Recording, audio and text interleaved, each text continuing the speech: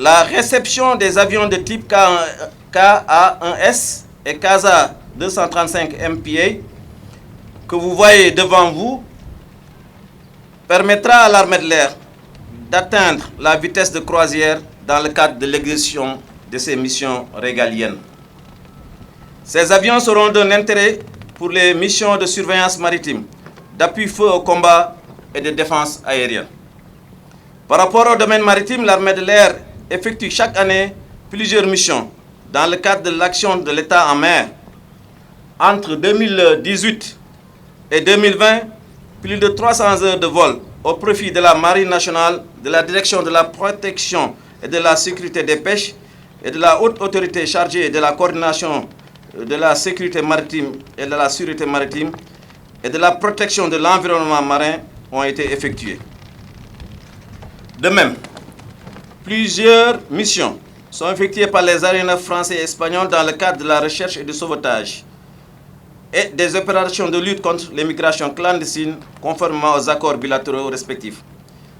Et ce large spectre de missions devrait connaître prochainement une forte augmentation en raison du contexte marqué par la découverte de gisements de pétrole et de gaz offshore. Dès lors, il est important que l'armée de l'air se dote de capacités aériennes pouvant répondre aux besoins actuels de notre pays. Le CASA 235 MPA en constitue une belle illustration. Pour ce qui est des avions de type K1S, il constitue aujourd'hui un maillon important dans le dispositif de défense aérienne que le Sénégal a entrepris depuis quelques années. De plus, comme vous le savez très certainement, ces avions sont très adaptés aux missions d'appui-feu rapprochées au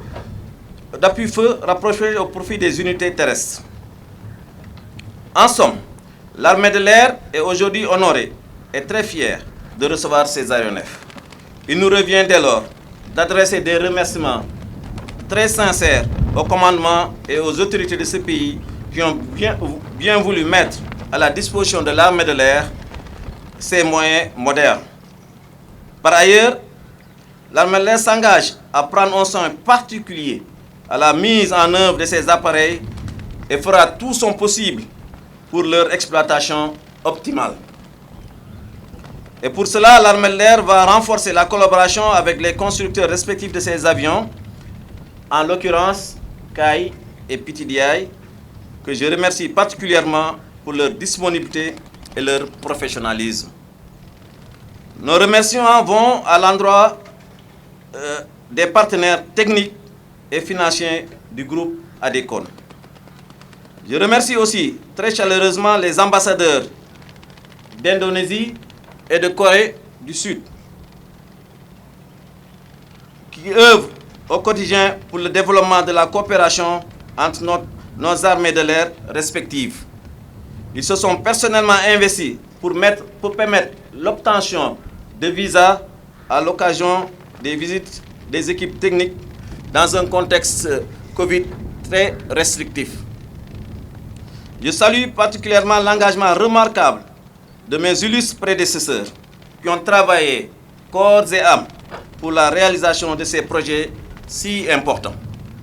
Enfin, je ne saurais terminer sans encore une fois remercier le commandement qui n'a ménagé aucun effort pour mettre à notre disposition tous les moyens dont nous avons eu besoin pour mener ces projets d'acquisition à leur terme.